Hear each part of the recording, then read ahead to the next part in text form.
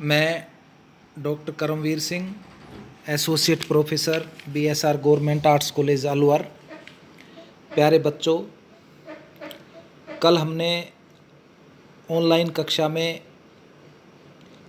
जो अध्ययन किया था बीए पार्ट सेकंड का सेकंड पेपर, टॉपिक का नाम था संघीय कार्यपालिका, प्रधानमंत्री तथा मंत्री परिषद, union executive, the prime minister and the council of ministers. इस टॉपिक में हमने प्रधानमंत्री की शक्तियों का अध्ययन किया था। प्रधानमंत्रियों की जो शक्ति थी, मंत्रिमंडल तथा मंत्रिपरिषद का निर्माता, राष्ट्रपति का सहायक व सलाहकर्ता, इन दो शक्तियों का अध्ययन किया था। उसी कड़ी को आगे बढ़ाते हुए आज हम प्रधानमंत्री की जो तीसरी महत्वपूर्ण शक्ति है उसके बारे में चर्चा करेंगे। नेक्स्ट जो शक्तियां हैं, जैसे राष्ट्रपति और मंत्रिपरिषद के बीच की कड़ी। तो प्यारे बच्चों, प्रधानमंत्री, मंत्रिपरिषद और राष्ट्रपति के मध्य एक महत्वपूर्ण कड़ी का काम करता है।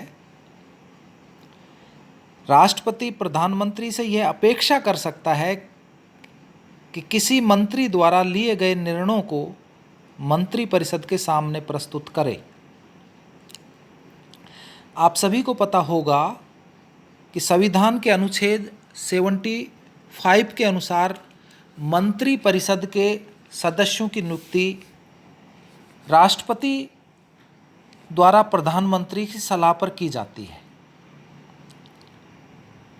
एक विद्वान थे शीतलवाड़, इन्होंने बताया या इन्होंने कहा कि संविधान मंत्रिपरिषद से अलग राष्ट्रपति से किसी कार्य की अपेक्षा नहीं करता। प्रधानमंत्री का दायित्व है कि वह मंत्रिमंडल के निर्णयों से राष्ट्रपति को अवगत कराए और मंत्रिमंडल के सदस्य प्रधानमंत्री के माध्यम से ही राष्ट्रपति से संपर्क भी करते हैं। यदि प्रधानमंत्री राष्ट्रपति को कुछ सूचनाएं प्रदान नहीं करना चाहता, जैसे मैं उदाहरण के रूप में आपको यहाँ बताऊं कि आपको ध्यान होगा कि जब श्रीमान राजीव गांधी प्रधानमंत्री थे और उस दौरान ज्ञानी जैल सिंह जी राष्ट्रपति थे, तो राजीव गांधी ने ज्ञानी जैल सिंह के मांगने पर भी ठक्कर आयोग का प्रतिवेदन प्रदान नहीं किया। तो राष्ट्रपति मंत्रियों से सीधी सूचनाएं प्राप्त नहीं करता। नंबर 4, दल के नेता के रूप में या दल का नेता, लीडर ऑफ द पार्टी। वस्तुतः कोई भी दल अपने नेता से शक्ति प्राप्त करता है।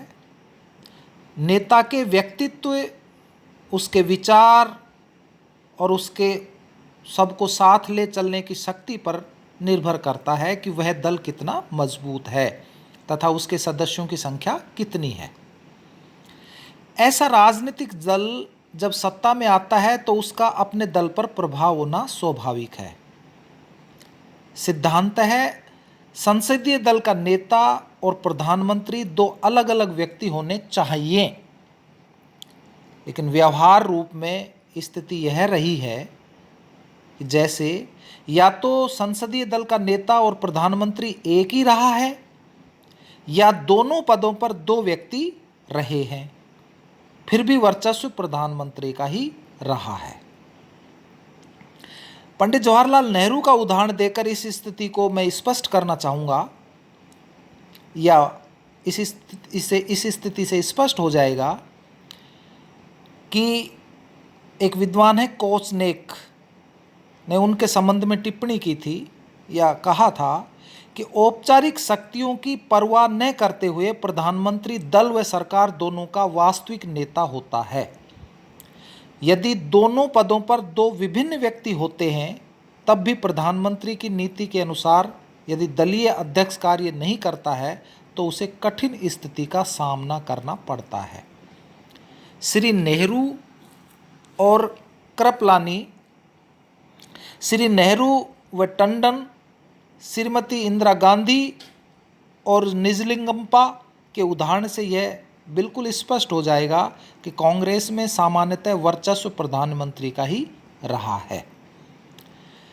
श्री कामराज ने अपवाद स्वरूप दलीय अध्यक्ष के पद को सम्मानित स्थिति प्रदान करने में सफलता प्राप्त की थी। गठबंधन के दौर में किसी भी दल को जनता का संपूर्ण समर्थन प्राप्त न होने के कारण संसद में प्रधानमंत्री की स्वयं की स्थिति इतनी मजबूत नहीं रही और दल के कमजोर पड़ते ही प्रधानमंत्री का स्वयं का अस्तित्व भी खतरे में पड़ जाता है। वस्तुतः प्रधानमंत्री तथा उसका दल एक दूसरे को प्रभावित करते हैं। एक दल को पूर्ण बहुमत मिलने के बाद स्थितियों में पुनः परिवर्तन आ जाता है, तो एक प्रकार से प्रधानमंत्री की शक्ति भी है कि वो दल का नेता होता है, लीडर ऑफ द पार्टी का नेता होता है। नेक्स्ट शक्ति, नीति का निर्माता, पॉलिसी मेकर, कि प्रधानमंत्री वास्तव में नीति के संबंध में न केवल अपने मंत्रिमंडल को अपितु संपूर्ण देश को नेतृत्व प्रदान करता है। अपने मंत्रिमंडल में कोई विभाग चाहे उसके अधीन हो या न हो, तथापि वह संपूर्ण विभागों की नीतियों से न केवल परिचित होता है बल्कि उन्हें प्रभावित भी करता है। जैसे राष्ट्रीय हितों, जनता की भावनाओं तथा स्वयं के दल के सुदृढ़ के व्यापक उद्देश्य को सामने रखकर ही नीतियां बनाई जाती हैं, जिसमें प्रधानमंत्री की निर्णायक भूमिका होती है। इन्हीं नीतियों को आधार बनाकर विभिन्न विभागों के विस्तृत कार्यक्रम तैयार किए जाते हैं और कई बार प्रधानमंत्री नीति की घोषणा पहले कर देते हैं और संबंधित विभाग तदनुरूप कार्यक्रमों का निर्माण बाद में करते हैं। प्रधानमंत्री श्री अटल बिहारी वाजपेयी ने 11 मई 1998 को परमाणु परीक्षण करवाने का निर्णय लिया। यद्यपि इसके लिए विरोध का सामना उन्हें दो तरफा देश में तथा अंतर्राष्ट्रीय स्तर पर करना पड़ा। देश पर कई प्रकार के आर्थिक प्रतिबंध लगाए गए। उसी प्रकार श्री नरेंद्र मोदी के शासनकाल में दो नीतिगत निर्णय लिए गए, एक विमुद्रीकरण तथा वस्तु एवं सेवा कर। इसकी प्रशंसा भी हुई व आलोचना भी। स्वच्छ भारत उज्ज्वला योजना का स्वागत हुआ। महत्वपूर्ण यह है कि सरकार इनका सामना कितने साहस के साथ कितने दिनों तक कर सकती है। और लेटेस्ट उदाहरण तो आपको मैं कश्मीर का 370 आर्टिकल ख़त्म करने का अपन इसका उदाहरण दे सकते हैं, जो प्रधानमंत्री के कार्यकाल में हुआ। नेक्स्ट शक्ति, संसद के साथ संबंध। प्रधानमंत्री संसद के बहुमत दल का नेता होता है। ये अपन शक्ति नेक्स्ट जो ऑनलाइन कक्षा होगी उसमें अध्ययन करेंगे। धन्यवाद।